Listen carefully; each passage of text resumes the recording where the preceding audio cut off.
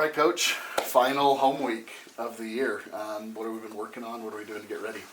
Yeah, a lot to get ready for. I think there were a lot of things to correct after last week. I thought last week was probably the first game where we kind of underachieved physically and mentally, but our guys are capable of so much. And I think they've had a great attitude this week. There's obviously a lot of people talking to them about the game this week, and we're doing everything we can to make sure it's about us because we got a really good team coming in here. We're going to have to play well to beat them, but we know we can beat them if we play well, and that's going to take great effort, great attention to detail, and I feel like our guys have really had that the last 2 days. Cody, is it just, you know what going in, your dad knows what's going in, it's just a very unusual situation. It's also a great situation when you think about it. It's never happened in the Big Sky before. The Bowdens are maybe the only other family to have this happen. How do you think about it from that angle? It's pretty crazy and incredible to think about just maybe how rare this is. Yeah. But it's also something that, as you go into the game, I'm not thinking about playing against my dad. I love my dad, and he's my best friend. He's an amazing person and given me and my family so much. But one of the things he gave me was the desire to compete. And, there are a lot of other guys on that team that, it's probably going to be weirder seeing Miles Hastings and rooting for him to throw an interception and hoping that Lan Larison gets tackled. Those are things that are going to be harder because, going against your dad, competing against somebody is natural. But just, we're not playing the game. It's a bunch of guys that he loves and mentors and a bunch of guys that I love and try to mentor. And we hope for success and health for everybody involved. Your dad said the same thing, by the way, on Monday. He said, Cody and I aren't playing the game. The game is the important thing. Mm-hmm. Which is 100%. What's the attitude with the extended family? Who are they rooting for? Oh, jeez. I think all the kids are rooting for Boppy, which is what they call my dad. They're rooting for Grandpa just because Christmas is a little bit sweeter when Grandpa's happy. So I'm up against it. I think I still have yet to totally convince Bo and Finn. I think Tiana's on my side. How about your mom? How have you talked to her at all? How is she taking this? Oh, my mom is definitely rooting for my dad. She's a great wife. She's told me, she's like, honey, I love you, and I hope you guys play great, but I hope your father wins. And my mom is a saint. Like I said, if I'm fortunate enough to get into heaven, it's because my mom got a +10. She's an amazing woman, and obviously did a wonderful job raising us. And so thankful for all of the effort my mom's put into it. And being a coach's wife is no joke, and my mom's that to the umpteenth degree. And being a coach's wife and a coach's mom is probably a tough spot, but if you can do it amazing, my mom's going to do it amazing. So, Cody, we went 2 weeks in a row with very good D lines that we played against. Our offensive line had to really, really step up. What have they been working on? Maybe what have they been trying to fix going now into this game? Yeah, I think the biggest thing that has popped up is just kind of the communication and identification of the different fronts that we're getting. So we've really tried to simplify things this week and make sure that we're going to the right guys all the time, because when you see so many games and line movement and twisting and fronts, it can be hard for a lot of guys. And we kind of went through a period there where we were playing some relatively static teams. Portland State do not move. And then, in the games we've had success, there hasn't been a lot of line movement. So, I know their D-line coach at UC Davis, he was in my wedding. I lived with him for 2 years. He's an amazing dude, has 2 beautiful little kids, and he's a good coach. So, obviously, I think for me, being able to archive stuff and being able to look back over the years, the games that I know, Jerry has employed to give people problems. We have a good library of that stuff. Whether it's flashcards, walkthroughs, we're making sure we ID guys, because when we know where we're going, we can get things done. And for our guys, it's really about over-communicating and living with whatever call that we make. The issue comes when you have multiple guys thinking that it's one thing and it's not, then you have free runners. Cody, could you comment whatever you can about Hunter's status for this week? Hunter Hayes. Oh, Hunter Hayes is rolling. Yeah, he's okay? He's invincible. He's Iron Man. You could run him over with a car and he'd be ready to go the next week. He's as tough as they come. He's a true Bengal. We're super proud to have him on the team, and he's ready to go. How about, go ahead, I'm sorry. Oh, you're good. I was going to ask, you kind of mentioned it, obviously you're coaching against your dad, but you're also coaching against your old team. So is there any plays or players that you're familiar with that you're keeping an eye out for this week? That's the hardest question, because I told the guys on our team, man, I love the guys on our team, but I also want them to know that, man, when I tell you guys I love you, I mean it. And I recruited those kids and met their families, sat in their homes. I went through good times and bad times with them, and I love the heck out of those kids. I want them to be healthy. I want them to have fun. I just hope we beat their butts on Saturday, you know. But I really care about those kids. I do, and I still talk to a lot of them during the season, and they support us. You know, just the way the games worked out there, a lot of those guys would be funny. You know, we'd be in a game, and they'd be sitting in their pregame meals or whatnot, and they'd be texting us because they're watching our game while they're eating, getting ready for their game. But the relationships I have with those kids on that team are real, and my relationships with the kids here are real.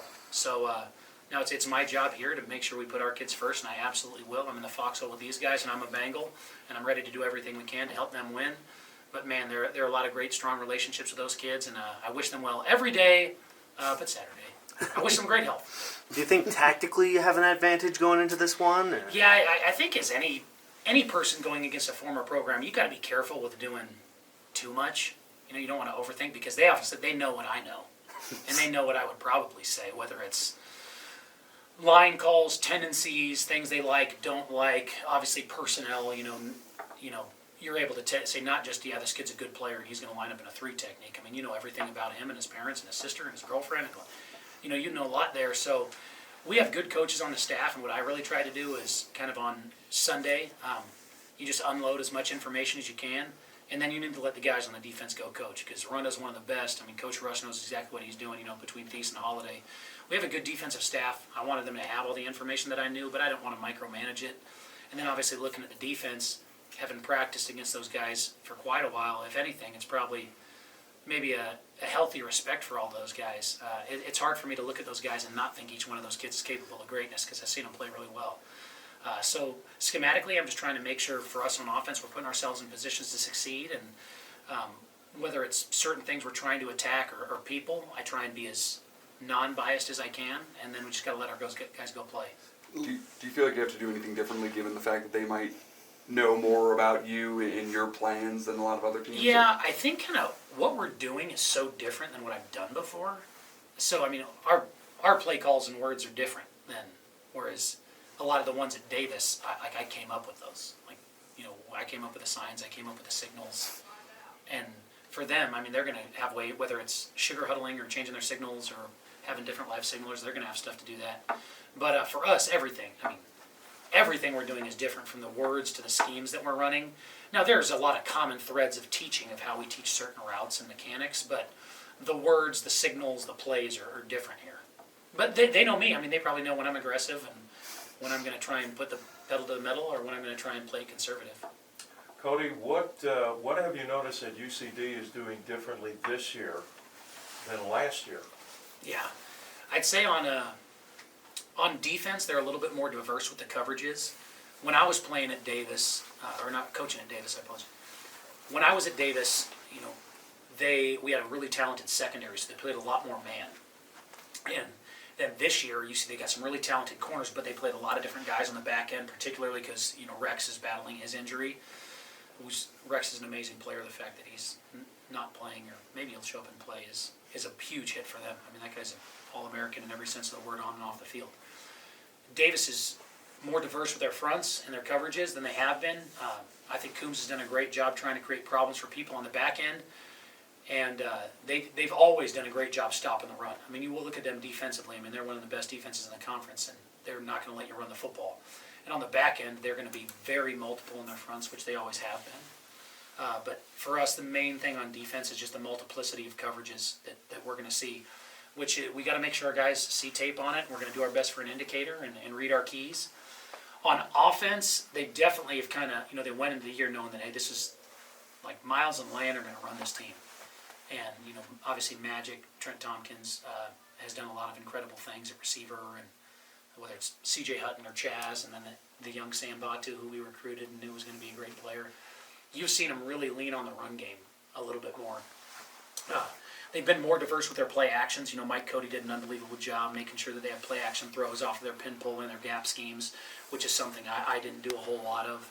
And they'll do some more tackle over stuff. I mean, that O-line's good. And they were banged up a lot for the beginning of the year, but you've seen those guys kind of really come in their own the last few weeks. Cody, I want your perspective on this as someone who was a coach at UC Davis. Mm-hmm. ISU and UC Davis have this weird history, especially over the last, let's say, decade, where all of our games seem to be fairly close. I think last year was the exception, right? What do you attribute that to? You know, when you were on the UC Davis side of the ball, what might be factoring into that?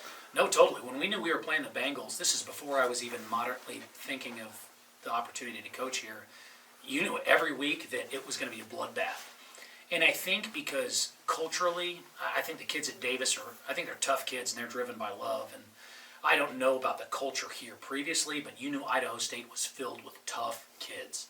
And so they didn't care who you were. They thought they were tougher than you. They were going to play to beat you on every play, and they never thought you had them beat. They would kind of never say die. And I don't know if it's because, I think if you look at things, maybe athletically, in years past, Davis and Idaho State were probably similar from an athletic standpoint. Teams kind of right in the middle of the Big Sky, not near the upper echelon, and teams that were trying to win with intangibles.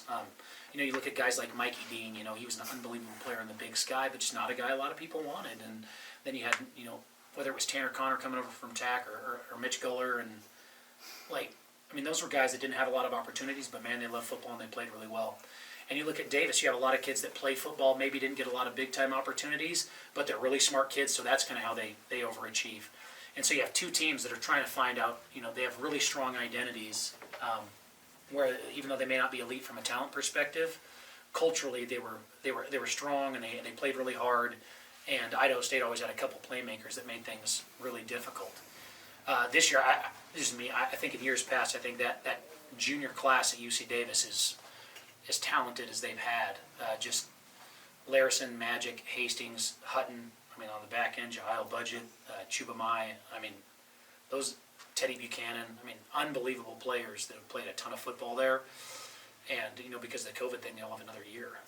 But it's, they're as talented as a football team as will play. And I know that they're really well coached, and I know that they're powered by love, so that makes them a daunting opponent. But our guys are going to have to go out and play their best, and we're trying to make sure that our guys know where we're going. And we hope and know it's going to be a four-quarter game, and if we play our best, we're going to have an opportunity to win. Earlier today in practice, we saw you taking a few snaps at quarterback. I was just curious, are you doing that for teaching purposes? Are you demonstrating something? Or are you just trying to stay fresh for the upcoming staff versus student flag football game? Yeah, we got a big flag football game coming up, just trying to make sure we're ready to rock and roll. No, I think some of it's just fun for me, but also just I was trying to, Miles Hastings is an amazing kid. He's a fantastic quarterback, and I love that kid. But I was trying to do my best Miles impression, both line calls, cadence, talking to guys, trying to use all the verbiage and calls as we know it. I can't throw it like Miles, though, that's for sure.